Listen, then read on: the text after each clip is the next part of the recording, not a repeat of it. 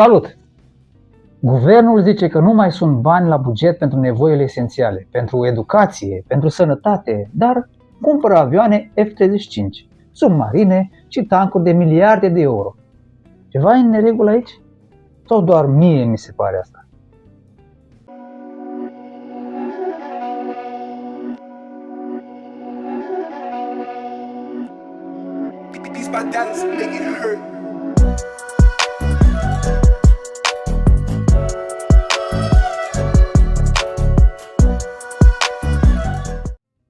De la Titu Maiorescu încoace am aflat și noi ce suntem cu adevărat. Niște imitatori și niște gură cască.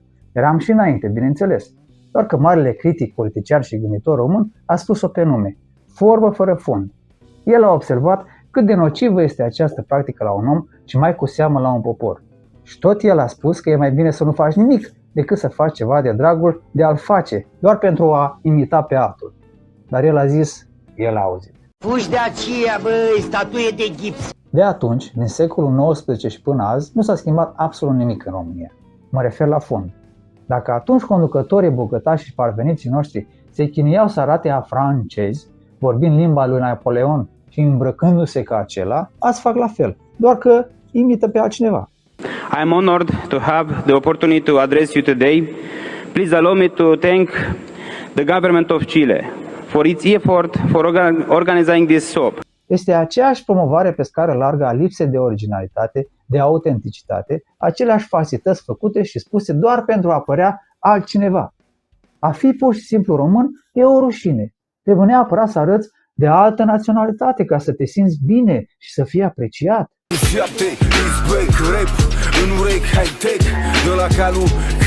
Ce mai dureros e că acest popor, cu gândirea asta primitivă, face exact aceleași lucruri la toate nivelurile sociale.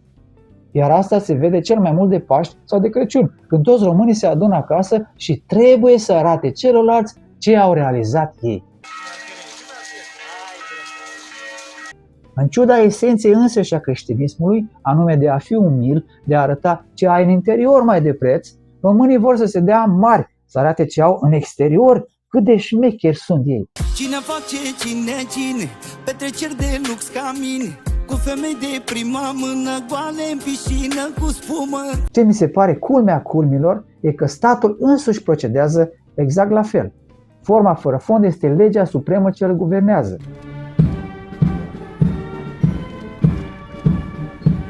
Cum altfel să judeci lucrurile când afli că înțelepții noștri conducători au decis să facă economii la buget pentru că nu prea mai sunt bani pentru nevoile de bază, când profesorii sunt în stradă pentru că se chinuie de ani de zile cu 2 și ceva la sută din PIB, dar, în același timp, au hotărât cu mare bucurie să cumpere cele mai scumpe avioane de luptă din lume, 2 submarine, 54 de tancuri Bradley și altele.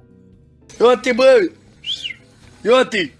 Am pregătit aici orez cu lapte.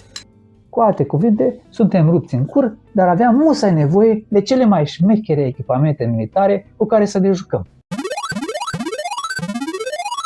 Eu nu văd nicio diferență între țăranul cu BMW din curtea casei din Chirpiș care stă să cadă și Nicolae Ciucă lângă o escadrilă de F-35, submarine Scarpen sau tancuri Bradley, înconjurat de restul armatei române cu haine cârpite în coate și profesori cu mâna întinsă ca niște cerșetori. Fii profesionist, ce dracu! 80 de milioane de dolari costă un singur avion F-35, fără opțiuni. Cu opțiuni medii cam 100 de milioane de dolari, iar cu cele full aproape 120 de milioane. Cine trebuie măcar 30 de bucăți. 2 miliarde de euro costă submarinele, 1 miliard tancurile. Nu mai pune la socoteală avioanele F-16 second hand din Norvegia, pentru care am dat deja 388 de milioane de euro. Iar românii sunt, cum altfel, decât entuziasmați. Wow! Vom avea avioane de generația 5 americane la noi în țară, boss! Ce minunat! Un vis împlinit! Sunt emisiuni TV care prezintă în detaliu extraordinara minune zburătoare, cea mai performantă aeronavă de vânătoare, invincibilă, cu atâtea chestii pe ea, atâtea dotări, care va fi parcată la noi în hangare. Wow! Nimeni, dar nimeni nu pomenește despre câte lucruri s-ar fi putut cumpăra cu acei bani, câte alte spitale s-ar fi putut construi, cum s-ar fi modernizat jumate din infrastructura feroviară a țării, cum s-ar fi făcut cu adevărat o Românie educată și multe altele. No, Important e că avioanele alea sunt sclipitoare și grozave, domnule.